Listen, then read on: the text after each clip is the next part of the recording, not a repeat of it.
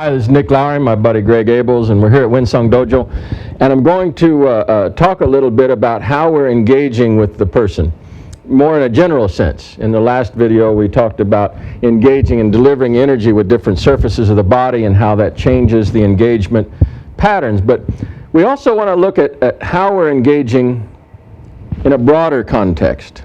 When we're at a distance from each other, in the old school, old-fashioned kata, we'd be way back. We'd probably be 15, maybe about here, at a great wide range. And this is classical work. It comes out of the classical Japanese koru, and it also originally was a normal part of Aikido, that when we would be at this great range and we'd bow, and we would proceed to interact with each other from this great distance. And we'd interact with our eyes. We would be sending this sense of intention with our eyes, and as we moved in, we'd be filling up space with our sense of energetic engagement, so that there's this intentionality, so that by the time you reach maai, there's already this contact that's going on, this communication that's going on. The great sensei in the Satomi tradition, Ledyard, has talked a great deal about this, and his work is amazing.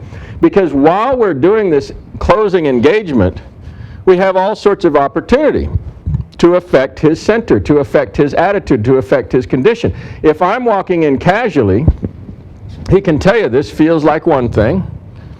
If I walk in and I engage my center just by bringing my hips into play and sort of setting a little tension in my lower abdomen and pulling my tailbone under, he can tell you that feels like a completely different sort of thing, doesn't it? His body and his eyes are reading the signals coming off of my body in a completely different way when that's going on. And he's able to feel differences. If I make that change on the fly, it causes him to want to pause. Is that not so?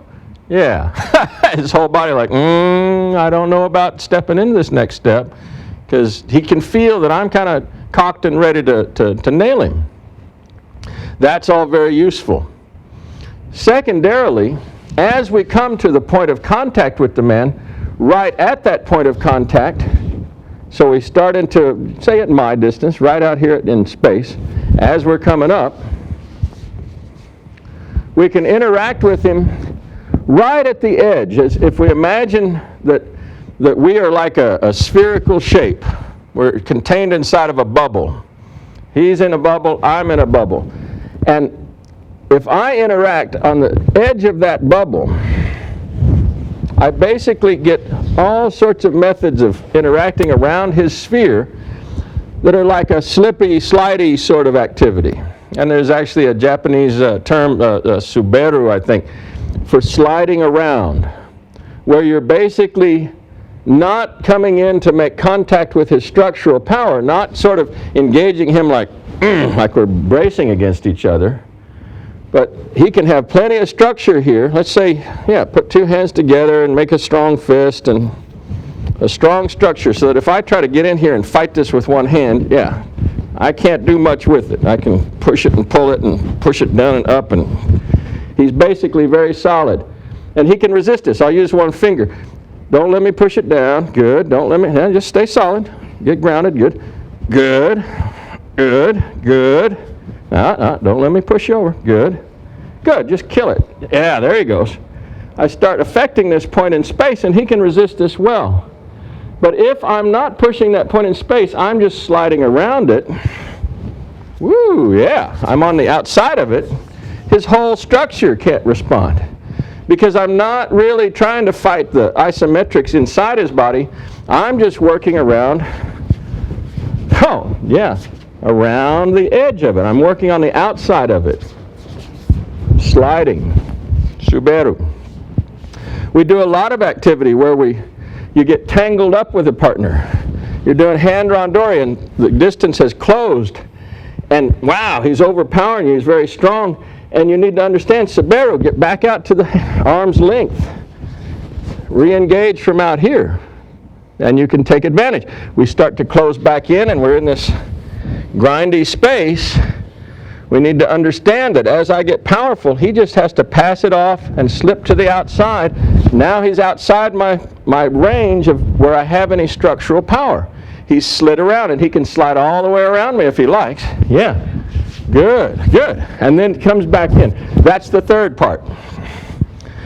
There are times, and we want to become very conversant with, that as we encounter him, that we do place our power into him. That we're actually engaging and delivering energy into him. His body's trying to deliver energy into us. We're causing it to vector off into weak zones and distort his posture.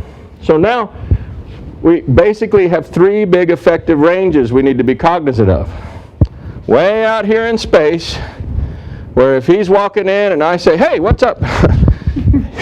You give him something else to deal with, you change his focal point, and you develop methods for interrupting his attack, like that basically can give you advantageous moments when you can start reacting. You have a point right at the edge of space where the two bodies are coming together with whatever kind of attack it is, where you want to say, oh, from here I can float around this edge, stay outside of his structural power. He can be as strong as he likes inside of his arms and inside of his power, and I'm just going to operate out here at the edge of his sphere, at the seam between our two bodies.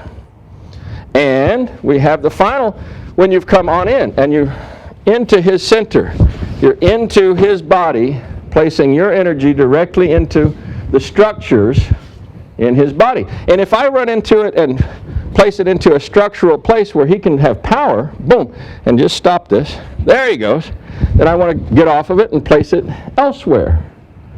In other words, I don't want to get committed to, oh, I got to make this go. I have to be fluid enough to change the relationship, because what is sustainable here, he can stop this, but he has a hard time stopping that at the same time with the same structure. He can get where he can deal with this structure, but he has a hard time with that structure then. He can get where he can deal with this structure and start lifting, but he has a hard time with this structure then. So you have to be able to change on the fly when you're interacting in that internal space, much like you are when you're operating at the edge of the sphere. Similar skill sets going on there. So we have these three basic functional ranges that we want to interact with, and we want to become conversant with and deal with the complexities of each one. Now obviously, if we're at a great range, then I'm in the least danger. If I'm working right at the edge of things, I'm a little, he might be able to touch me, I don't know. He could maybe pick up a foot and touch me up, spit something at me. Or it's a little more dicey right here at the edge of the world. Once we're in here, man, the self-defense issues become tight and more explicit and more extreme. And you have to be far more cognizant of what's going on in terms of energy and release and staying engaged and willfully tied into the guy once the ranges have all collapsed and now you're working inside one another's spheres. So think about it that way and see if you don't come up with some interesting ways to look at your technique and work with your katas. Thank you. Cool.